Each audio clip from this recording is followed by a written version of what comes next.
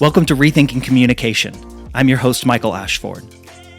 Come with me on a journey as I explore how we better connect with each other through the power of our words. For most of us, formal education left gaps in our ability to communicate well with each other, especially when trying to navigate conflict, inspire change, and overcome misunderstandings. I'm a former journalist, a speaking coach, and a communication expert, and my goal is to encourage you to rethink what it means to be an effective communicator, from the stage to the meeting room to the living room and everywhere in between.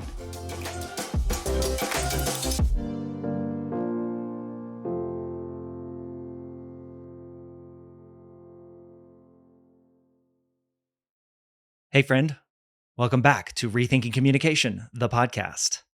Welcome back for a new episode. So glad that you're here. Actually, this is going to be a series of new episodes over the next several weeks for you here. What you're listening to is going to be episode 1 of a new series that I'm putting together for you on the communication skills that you should look to improve upon in the age of AI. AI is everywhere right now. You cannot go on social media and not see AI videos and AI created content. You cannot have a work conversation and not talk about AI. You cannot go on LinkedIn and not see somebody touting the benefits or the pitfalls of AI. And I guess I'm no different here because I'm going to start a series on AI, and in particular, the things that AI cannot replace, the things that AI cannot produce in you as the human being when it relates to your communication and your communication skill set. I'm going to take the next 6 episodes to go through 6 skills that I've identified that if you haven't poured effort and energy into, you're going to want to. As AI becomes more of a dominating factor in both our personal and professional lives, these communication skills that I'm going to walk you through are going to be absolutely critical for you to build your muscles around. You're going to want to strengthen these skill sets. And I'm excited to bring you this series because while there is a lot of benefit, I think, to AI, I also think there's a lot of nuanced downfall to AI as well, but we're not going to get into AI itself. I think that if you pour effort and energy into these skills, you're going to show up better in all situations, whether you use AI or not. So I hope over these next 6 episodes, you get a lot of value out of it and that it gets you thinking about ways that you can improve your communication skill set. And if you need any help with that, if you want a guide and a partner to come alongside you, go to my website, michaelashford.com. Check out all my coaching options there, whether you're a team of leaders who are looking to communicate better with your company, whether you are an individual, perhaps you're in a new management or leadership role, or whether you're trying to step on a stage. I've got options for all of that when it comes to coaching and so much more. So go check it out on my website. I hope you enjoy the next 6 episodes. To begin, let's kick things off with skill number 1, storytelling. My grandpa Wayne occupies a larger-than-life status in my mind. I don't know if you have somebody like that in your life, but for me, it's my grandpa Wayne, my grandpa Lutke. His presence, his wisdom, his humor, his love have, over the course of my life, provided me with a stockpile of positive feelings and memories and guidance. Growing up, my grandpa could do no wrong in my eyes. And in his eyes, I'm pretty sure that his grandchildren could do no wrong either. To know my grandpa was to know that he loved me, my siblings, my cousins, all of his grandchildren. He was a deeply family-oriented man. And he also loved to share his wisdom through demonstration. That was a way he showed his love. He was a hands-on guy. He was a carpenter. He was a contractor and a builder. And I remember one time, he snapped a fresh twig from a tree and pulled out his pocket knife, and he sat there and carved a fully functioning whistle from that twig to show me resourcefulness and how to use the things around me, and to show off a little bit of his woodworking skills, I think, as well. He would show me pictures that he took while serving in an anti-aircraft battalion in World War II in Europe to teach me how to never forget the past, so that we don't repeat the same mistakes. He showed me a lot of life through demonstration and through his stories. And as so often happens when you're young, the lessons of your elders, the lessons of your grandparents or your parents, they don't really sink in until you've lived a little bit more life or until those teachers are gone. Now, my grandfather was also a farmer, and he was an incredible farmer at that. Every year, he planted rows of corn, asparagus, potatoes, strawberries, peppers, onions, cucumbers right there in his backyard garden. And by mid July, by the middle of the summer, everything would be in full bloom, full fruit. The corn would be twice my height. You could pick a bucket of ripe strawberries every single morning. It seemed like they had no end, that they were never ending strawberries. But my grandpa was particularly adept at growing tomatoes. And one hot, humid summer day, when I was about 8 or 9 years old, I was out in the garden with my grandpa, and he was showing me all of his crops, which he loved to do. He loved to walk through the rows and show off everything that he'd grown, and we came to the rows of tomato plants. And these tomatoes, they often grew to the size of a softball. I kid you not. And so many grew that my grandma was busy canning tomatoes well into the fall. But as we walked among the plants, my grandpa stopped at one point and he said to me, "You know, Michael, a tomato given to you will never taste as good as one that you grow yourself." Now, at the time, my palate was a little less refined than it is now. Let's just say it, I hated tomatoes. I said to my grandpa, "I think they're all gross, Grandpa." And he just laughed. We walked on, we carried on. And not long after that, my grandma called us in for lunch from the back porch, and we hurried inside. And I did not think of that day and that moment again until years later when I was driving on a country highway on the way to my grandpa's funeral. That day, as I was driving, as memories ran through my head of all the wonderful scenes in my life where my dear grandpa featured prominently in my life. The conversation about tomatoes in my grandpa's garden 2 decades earlier, it settled on my mind. And in that instance, I realized that my grandpa wasn't talking about tomatoes that day. He wasn't talking about how to grow tomatoes. He wasn't actually talking about the taste of tomatoes at all. He was trying to teach me in his way about the value of hard work, that doing the hard work yourself will always produce more gratifying results than taking shortcuts or the easy way out. Tomatoes just happened to be the vehicle for his wisdom and his demonstration that day. And ever since that day, we celebrated my grandpa's life. I've lived my life by the mantra, grow your own tomatoes, as a way to remind myself of the delicious rewards that await those who put in the hard work. And by the way, these days, garden fresh tomatoes are one of my favorite foods in the whole world. Absolutely love them. Put a little bit of salt on them, maybe some pepper, or make a caprese salad out of them with some mozzarella cheese, some balsamic. Absolutely phenomenal. So what just happened in that story? That story that I call the grow your own tomato story. This story captures a normal but meaningful moment in my life. It did not feature some grandiose event, achievement, or happenstance. It happened in a small town Kansas garden, and I invited you into that scene with me to share the meaning that I drew from it. And this is the power of a story. We learn best through stories and anecdotes. We connect through stories. We relate to people through stories. Stories are the unlock to becoming a more capable communicator in the age of AI. This is true if you're a speaker on a stage. This is true at work in front of the board or in front of customers or in front of your staff at an all hands meeting. This is also true with your deepest relationships.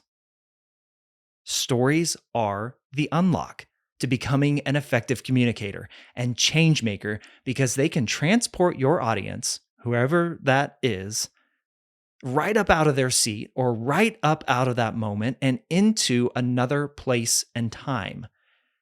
And AI simply cannot create this kind of movement. It can't experience the world and make sense of it in the way that you, the human being, can. And if you are trying to elicit some sort of change out of others, or if you're trying to inspire or motivate others to act or make a decision, or you're trying to sell them something, stories are required for change.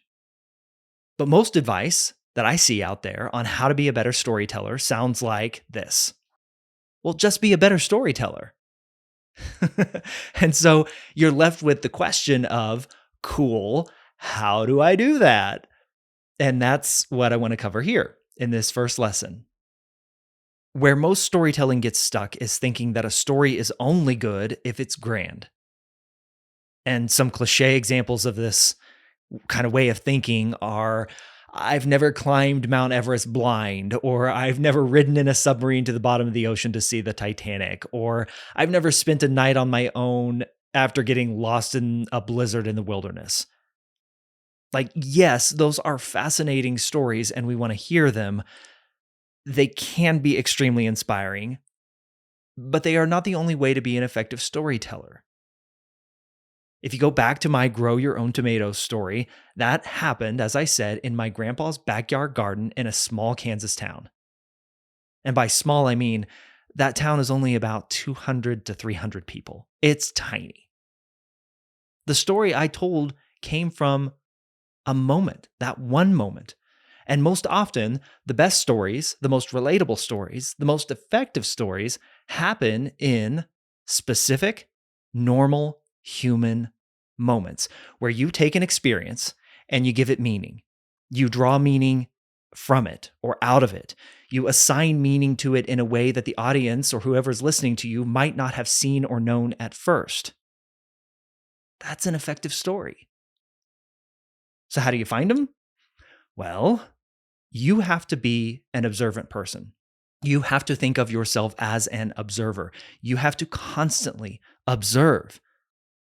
I'm all the time observing, watching, thinking about my workday, thinking about the conversations that I have with people, considering the decisions I make or the decisions that I'm trying to understand that others are making, that I see. I'm making note of the different conversations and interactions that I have that on the surface might seem boring or uneventful or mundane. But then what I do is I write down those stories, just little 1 to 3 sentence observations. I'm writing them down all the time. If the moment strikes me, if the conversation strikes me, if the thing that happened strikes me as being, maybe there's something here, I write it down. Just the other day, it rained really hard here where I live in Colorado. And I wrote down my feelings in that moment as I watched it just pour outside my window. Because rain always makes me think of being back home in Kansas when I was in college. And I would drive out into the country and watch thunderstorms roll in over the Flint Hills. Now, observation in the moment, yes. Is it a story? I don't know yet. But it could be a meaningful story for a presentation, for a talk, or for a lesson somewhere down the road. The point is, make it your goal to collect as many everyday moments to build a backlog of your potential stories, especially when they strike you as being in some way significant. You can figure out the point or the lesson in the story later, but you need that backlog. You need that list to pull from. And even those points or those lessons that you come to eventually, those can easily change depending on the audience or who you're telling the story to as well. The way that I most often tell the Grow Your Own Tomatoes story is the one you heard, where the lesson is about the value of hard work. But that story is adaptable depending on the audience and depending on the lesson that I want to share with others, the lesson that I want to bring forward. So in other situations, the lesson of Grow Your Own Tomatoes might be how to live a more present and grounded life.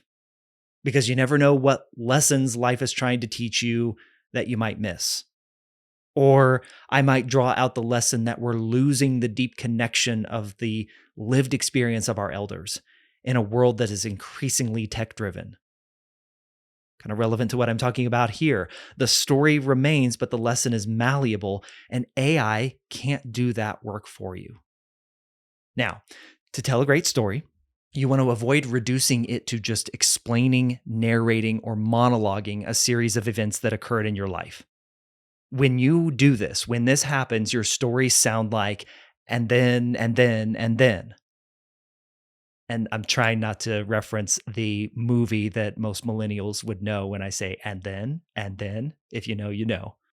But in those types of stories, quote unquote, there's never any sort of a reveal. There's never a lesson learned. There's never an end point that brings it to a resolution. Storytelling's not the same as sitting down at your favorite coffee house with your best friend and talking about all the things that went wrong at work in the last week. That's monologuing your life. That's what monologuing or narrating your life sounds like.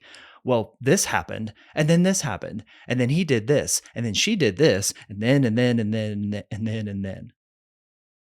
Instead, if you're storytelling, you want to craft a story by including these next 5 elements that I'm going to list off for you here.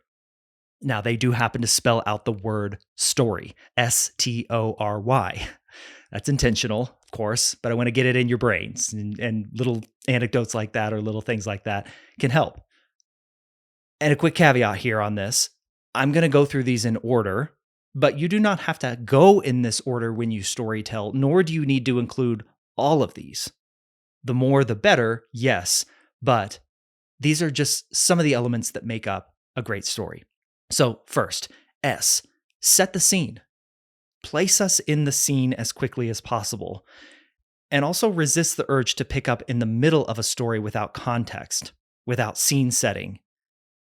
This happens a lot on stages in particular, where somebody will walk on stage and just begin in the middle of the story without giving us, the audience, the proper context. We spend a lot of time in those circumstances trying to think of, well, where am I? Where am I beginning? What am I listening to? What am I actually hearing? Rather than hearing the words from the speaker themselves. So resist that urge to pick up in the middle of the story without first setting the scene. The next, T, is tension. You have to have some sort of conflict. There has to be some sort of push-pull within your story for it to be really interesting for people, for them to want to lean in, to lean forward and hear more. Now, as I previously mentioned as well, you need to include your observations of what's happening. That's the O. How are you feeling within the scene? What's the dialogue? What are you noticing? What are the details of this scene and the tension that you are bringing to the story? Next, R, bring about resolution. Find a way to end the story rather than just letting it trail off into space, rather than just, and I guess that's that. A story has an end to it, a resolution to it. And finally, why? Include your perspective of the point or meaning, wrapped up in your takeaway, your lesson learned. If you're telling a story about someone else, aim to tell the story from your perspective of their story, how you experienced their story, how you experienced hearing about it, how you experienced the lesson of it, rather than trying to be that person and their story. And that's a highly nuanced way to tell a story, telling someone else's story from your perspective, but it's all about your perspective. We don't want to adopt the mindset or the mentality of someone else's story. We want to give our observations and our story, or excuse me, our perspective of what happened. But the best stories have that perspective. They take that resolution and bring it to a point with a perspective of meaning. So, an example, the grow your own tomato story, wonderful example that I could possibly use on a stage, but let's bring this into the workplace. For those of you who don't know, I'm the director of marketing at a software company. And recently I was on a video call, a Zoom call with one of our customers, and I was interviewing them for a featured business story that we were going to produce for them. And as I was interviewing them, they were telling the story of how they use our product. And eventually they started detailing the ways that our product was helping them actually do the jobs that they were hired to do, or the things within their roles that they like to do. And that our software was taking the mundane aspects of managing their business off of their plate, that they didn't have to worry about those things anymore. And in effect, as business owners, What they were telling me was that our software was helping them run their business and not so much worry about administrating the parts of the business that they didn't get into business to do in the first place. And in taking that story, I was able to go back to my team and say, there's something here. There's a story here that we can begin to share. And it has now become a full scale marketing campaign that, as I record this, we're going to be launching next week. So, not only in that did you hear the collection of the story, but you, in a roundabout way, learned about my experience of the story. And that's one that I could collect, take back to my team, and now do something with it. When I'm in tune to what I'm hearing, what I'm seeing, what I'm feeling and sensing in that moment, it can be something that you can take into your role at work to produce in your job. That's how storytelling is so relevant today that, again, in that instance, AI would have never been able to make the connections that I was able to make and produce the kind of human focused, human centric storytelling that our campaign, when we launch it, will be able to get across to people in the way that only we can, using our humor and our insights and our observations. So to wrap things up here, all of these elements that I've described here make a great story. And in a world where so many look to AI for context of what's happening around them, sometimes by default, I want you to build the skill of storytelling, because your ability to storytell as a way to capture attention and influence others is an unreplicatable unlock. I hope you enjoyed lesson 1 on the first skill that you need to learn, that you need to improve upon in the age of AI, that is storytelling. Come back for the next episode of this series, episode 2, when I cover the next skill, thinking on the fly. Again, if you need any help with your communication skill set and building up these muscles, please go to my website, michaelashford.com, reach out there. I'd be happy to connect with you and strategize and brainstorm ways that you can build upon these skills that I'm talking about in this series and many, many more. I'd love to hear from you and connect with you and see how we can work together. Until next time, keep asking questions.